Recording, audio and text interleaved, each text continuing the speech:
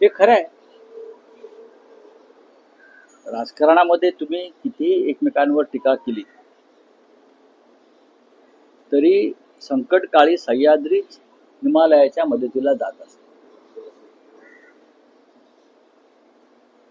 ज्या अर्थी शरद पवारांनी हे सांगितलेलं आहे त्या अर्थी गेल्या अनेक वर्षात अशा काही घटना आणि घडामोडी घडलेल्या आहेत, त्याचा सारांश त्यांनी सांगितला. म्हणजे मला तर पूर्ण माहिती आहे की नरेंद्र मोदींना ज्या दोन प्रमुख लोकांनी मदत केली, नरेंद्र मोदी आणि अमित शहा, ते शरद पवार आणि हिंदू हृदय सम्राट बाळासाहेब ठाकरे. मी माझ्या पुस्तकातील लिहिलं आहे आणि हे वारंवार झालेलं आहे. राष्ट्रीय स्तरावर, आंतरराष्ट्रीय स्तरावर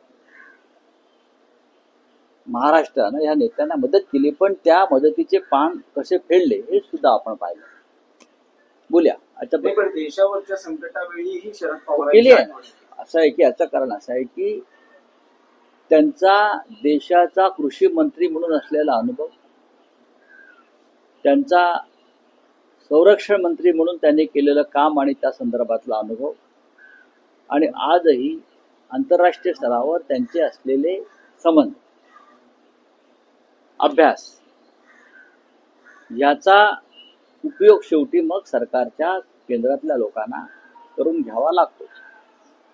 ही परंपरा आहे. पण एरवी राजकारणामध्ये चिखलफेक करणारे तेव्हाही विसरतात की आपण या माणसावर, या नेत्यावरती काय चिखलफेक केली. पण ठीक आहे, देश आहे आपला. राऊतसाहेब, 27 तारखेला उद्धव ठाकरे मुंबईतील उपशाखा प्रमुखांना मेळाव्यात मार्गदर्शन करण्यात. 2 दिवसापूर्वी राज ठाकरेंनीही त्यांच्या कार्यकर्त्यांना मार्गदर्शन केले. सगळेच पक्ष स्थानिक स्वराज्य संस्था आणि महापालिका निवडणुकींच्या तयारीच्या दृष्टीने कामाला लागले आहेत. असं असताना मोर्चाची ही आखणी होते. काय आतापर्यंतची डेव्हलपमेंट आहे? मुंबईसह महाराष्ट्र ढवळून काढणार आहोत. मुंबईसह महाराष्ट्र ढवळून काढणार आहोत. काही लोक भ्रष्टाचार आणि पैशाचा अतिरेकी वापर करून महाराष्ट्र आपल्या हातात ठेवू इच्छित आहेत. आम्ही म्हणजे माननीय शिवसेना पक्षप्रमुख उद्धव ठाकरे असतील, महाराष्ट्र नवनिर्माण सेनेचे अध्यक्ष माननीय राज ठाकरे असतील, आम्ही महाराष्ट्र विचाराला आणि संघटनात्मक बांधणीच्या माध्यमातून ढवळून काढू. मोर्चाच आहेच सर्वपक्षीय. त्या सर्वपक्षीय मोर्चामध्ये अर्थात मोठं योगदान शिवसेना आणि महाराष्ट्र नवनिर्माण सेनेचंच असणार आहे. तो मोर्चा तर विराट होईलच, पण उद्याच्या महानगरपालिका निवडणुकीच्या दृष्टीनं सुद्धा तळागाळातला कार्यकर्ता, गटप्रमुख, उपशाखा प्रमुख, यादी प्रमुख, या सगळ्यांना योग्य मार्गदर्शन करणं आणि जमिनीवर घट्ट उभं राहणं. हा जो हल्ला चालू आहे पैशाचा, भ्रष्टाचाराचा, यंत्रणेच्या गैरवापराचा, त्याविरुद्ध शेवटी कार्यकर्ता ठामपणे लढतो. म्हणून माननीय उद्धवजींनी उपशाखा प्रमुखांचा मेळावा मुंबईतला हा 27 तारखेला घेण्याचं ठरवलं आहे. आणि मला वाटतं 4 दिवसापूर्वी श्री राज ठाकरे यांनी यादी प्रमुख, मतदार यादी प्रमुखांना त्यांच्या त्यांच्या एका मेळाव्यासाठी, जे पाहिलं आपण मेळाव्याचं भव्य स्वरूप, 2 पक्ष एकत्र येऊन कार्यकर्त्यांना ताकद देतील. महायुतीचे नेते असं म्हणत आहेत की पराभव समोर दिसतो आहे, त्यामुळे एक नॅरेटिव्ह सेट केला जातो. जसं लोकसभा निवडणुकीतही एक नॅरेटिव्ह सेट केला गेला की संविधान बदलण्यात येईल, तसं आता अगोदरच एक पराभवाची काय कारण म्हणून निवडणूक आयोग आणि संपूर्ण मतदान प्रक्रियेवर प्रश्न उपस्थित करून एक नॅरेटिव्ह सेट केला जातो विरोधकांकडून. असं कोण म्हणतंय? महायुतीचे नेते. महायुतीला कोणी नेते आहेत का? आहेत ना. फडणवीस नेतृत्व करतात, अजित पवार करतात, एकनाथ शिंदे करतात, असं तुम्ही म्हणताय. पण या महायुतीचा महाराष्ट्रात विजय झालेला नसून मतचोरीच्या माध्यमातून, घोटाळ्यांच्या माध्यमातून, पैशाच्या माध्यमातून त्यांनी हा विजय प्राप्त केला. आणि नॅरेटिव्ह सेट करणं जे म्हणताय हा एक राजकीय भाग आहे. तुम्ही काय केलं इतके वर्ष? नरेंद्र मोदीने काय केलं? अमित शहा काय करतायत? देवेंद्र फडणवीस काय करतायत? लोकांपर्यंत विचार पोहोचवण्यासाठी त्या दृष्टीनं आखणी योजना आणि बांधणी करावीच लागते. तुमच्या भ्रष्टाचारासंदर्भात तुम्ही ज्या पद्धतीनं निवडणुका जिंकत आलात त्या संदर्भात लोकांपर्यंत पोहोचायचं असेल तर तुम्ही म्हणताय त्या भाषेमध्ये काय नॅरेटिव्ह वगैरे सेट करावं लागतं. narrative set केलं जातं. नेरेटिव्ह फेक नसतो. नंबर एक, फेक नेरेटिव्हची जी योजना आहे ती अंमलात आणण्याचं काम भाजपनं केलं. फेक नेरेटिव्ह राहुल गांधीविषयी, उद्धव ठाकरे साहेबांविषयी, राज ठाकरेंविषयी, काँग्रेसच्या पुढाऱ्यांविषयी हे भारतीय जनता पक्षाच्या IT सेलनी काम केलेलं आहे, सुरू केलं आहे. आम्ही नाही. आणि आम्ही काय फेक नेरेटिव्ह, तुम्ही मतदार यादी घोटाळे केलेत की नाही हे पुराव्यासह आम्ही समोर आणलेलं आहे. तुमच्याकडे उत्तर नाहीये. आम्ही निवडणूक आयोगाला प्रश्न विचारतो आहोत. मी परत सांगतोय, निवडणूक आयोगाला आम्ही प्रश्न विचारल्यावर निवडणूक आयोगाने आम्हाला उत्तर द्यायला हवं. निवडणूक आयोगानं भारतीय जनता पक्षाच्या लोकांना का वकील म्हणून नेमलाय का? सांगा ना. निवडणूक आयोगानं भारतीय जनता पक्षाच्या लोकांना वकील म्हणून नेमला असेल तर त्यांनी सांगावं की आम्ही निवडणूक आयोगाचे वकील आहोत. आम्ही जे म्हणतोय की निवडणूक आयोग आणि भारतीय जनता पक्ष आणि त्यांचे बगलबच्चे हे हातात हात घालून काम करतात. त्यांची पार्टनरशिप आहे आणि त्या पार्टनरशिप मधून विधानसभेचा विजय त्यांनी मिळवला. हे स्पष्ट आहे. हे काय नेरेटिव्ह आहे, हे सत्य आहे. लोकांनी मान्य केलंय. राऊत साहेब, मतदार याद्यांमध्ये 96 लाख बोगस मतदार असल्याचा आपण गौप्यस्फोट केला होता. तर ही जी यादी आहे, ही जी नावं आहे, ही आपण प्रसिद्ध सार्वजनिकरित्या किंवा मीडियासमोर का करत नाही असा विरोधक सत्ताधाऱ्यांचा माहिती असं आणि करणार का तुम्ही ती प्रसिद्ध? 100% करणार. का करणार नाही? आतापर्यंत आम्ही हजारो नावं, दुबार नावं समोर आणली. खरं म्हणजे हा प्रश्न त्यांनी, हे जे आहेत हा प्रश्न त्यांनी बेलापूरच्या आमदार मंदा म्हात्रे यांना विचारायला पाहिजे. त्यांच्या मतदारसंघामध्ये ऐरोलीमध्ये आणि बेलापूरमध्ये मिळून साधारण 70,000 मतं दुबार आहे आणि हे पैसे खाऊन अधिकाऱ्यांनी टाकली असं सत्ताधारी पक्षाचे आमदार म्हणतायत ना. मी म्हणत नाहीये, आम्ही हे कोण म्हणताय? इथेच 1 लाख मतं झाली. नाशिकमध्ये 3,53,000 मतं आम्ही बाहेर काढली. नाशिकमध्ये डुप्लिकेट, बोगस, स्थलांतरित जे तिथे मतदार नाहीयेत नाशिकमध्ये. हे काय सत्ताधाऱ्यांना काय अक्कल आहे का? बकवास लोक. त्यानंतर पैठणमध्ये विलास भुमरे हा सत्ताधारी पक्षाचा आमदार, तो सांगतोय मी 20,000 मतं बाहेरून आणली आणि मतदान करून घेतलं. यांच्या कानाचे एक पडदे फाटलेत का? ऐकलं नाही का? त्यानंतर त्या बुलढाण्याचे एक आमदार आहेत शिंदे गटाचे, गायकवाड म्हणून. बुलढाण्यामध्ये 1 लाख बोगस आणि डुप्लिकेट मत आहेत. हे कोण सांगताय? संजय गायकवाड. की लोकसभा निवडणुकीमध्ये ह्या मतदारांनी मतदान केल्यामुळे ते कोणते शिंदे गटाचे खासदार प्रताप जाधव जिंकून आले. हे कोण सांगताय? संजय गायकवाड सांगताय. ते आम्ही सांगतोय का? मग हा जो प्रश्न आहे हा तुम्ही तुमच्या आमदारांना विचारा.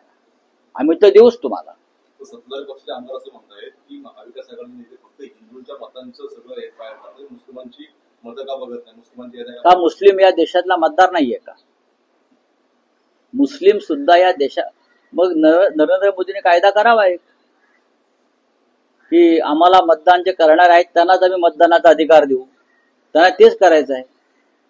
या देशामध्ये हिंदू, मुसलमान, पारशी, शीख, जैन, बरं का, ख्रिश्चन हे मतदार आहेत ना.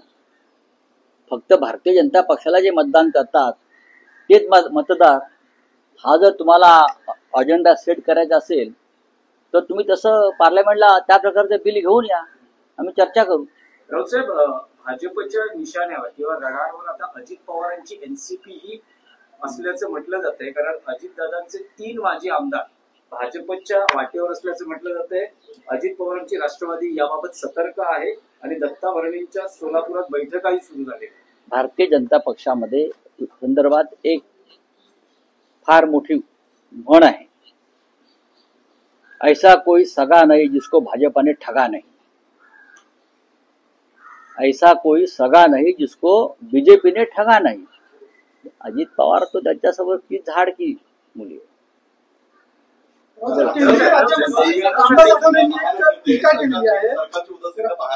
कुठे सोलापूरमध्ये पूर येऊन गेला, मात्र अद्यापही लाईट जे आहे ते आलेली नाही. त्यामुळे जनरेटरवरती कंदील दिवे जे लावून आहे त्यांनी दिवाळ साजरी केली. सरकारने अजून लाईट दिली नाही त्या ठिकाणी. हो, मग काय करणार? याच्यावरती काय आम्ही काय करायला पाहिजे असं वाटतंय तुम्हाला?